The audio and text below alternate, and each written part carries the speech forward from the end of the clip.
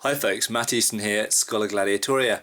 So I was asked an interesting question by a chap called Raphael on the Facebook page, and that is about two-handed swords. What I'm holding here is sometimes known as a spadone or a montante or a Zweihander or bidenhander, or simply a two-handed sword or greatsword. This is the Deltin 2162, also known as a Venetian two-handed sword, and as you can see it's a big sword. It weighs nearly 8 pounds. It's quite a handful to manage. It's got nearly a 48-inch blade, and as you can see there, it's about 3.5 kilograms, just under 8 pounds. So it's a big sword. And what Raphael asked is it possible to use a two-handed sword one-handed? Well, as you can see here, I'm moving it in various motions two-handed, as it would conventionally be used. You can see I can do small cuts up and down with the false edge and the front edge. Or indeed I can transition from the ox guards, thrusting fairly easily two-handed. This is heavier than most swords of this size are. This is a particularly heavy example. Cutting upwards with the false edge and immediately cutting downwards with the front edge.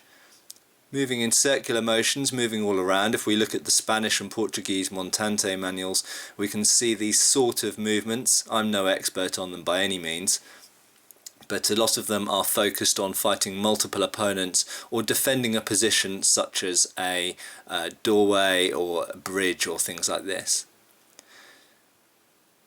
These circular motions are quite characteristic of what we see in the solo drill material, both in the Spanish and Portuguese material and also in the Italian material as well. The Italians call it a spadone, which just means big sword, and the Spanish and Portuguese call it a montante.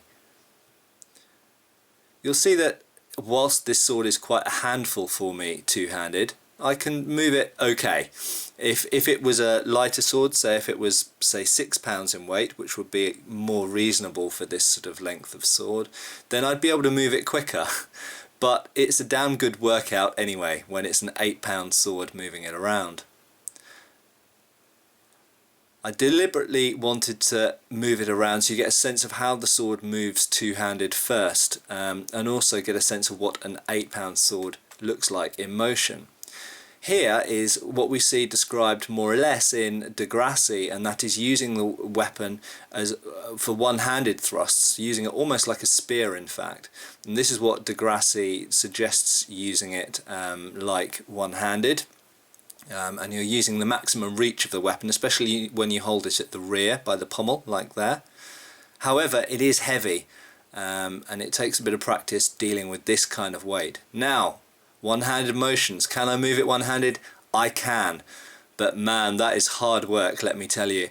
This is a serious workout. So that's an 8-pound piece of steel, and obviously it's long. You can see at the beginning it came up to my chin, and what I'm deliberately trying to do in this video is keep moving.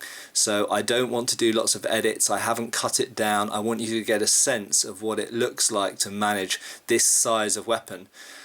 I'm not weak, I'm not the strongest guy, so I would consider myself kind of average strength for someone who uses weapons on a fairly regular basis. Just moving it around two-handed again, just to give my right hand shoulder and arm a little bit of a rest. And then moving back to one-handed. So you can see that I'm trying to do similar motions one-handed as I was doing two-handed. I'm turning around. It's as if I'm trying to move multiple directions. It is a handful. Thank you for watching. Please subscribe, follow us on Facebook. You can buy t-shirts through Spreadshirt, support us on Patreon, or follow us on Pinterest. Thank you.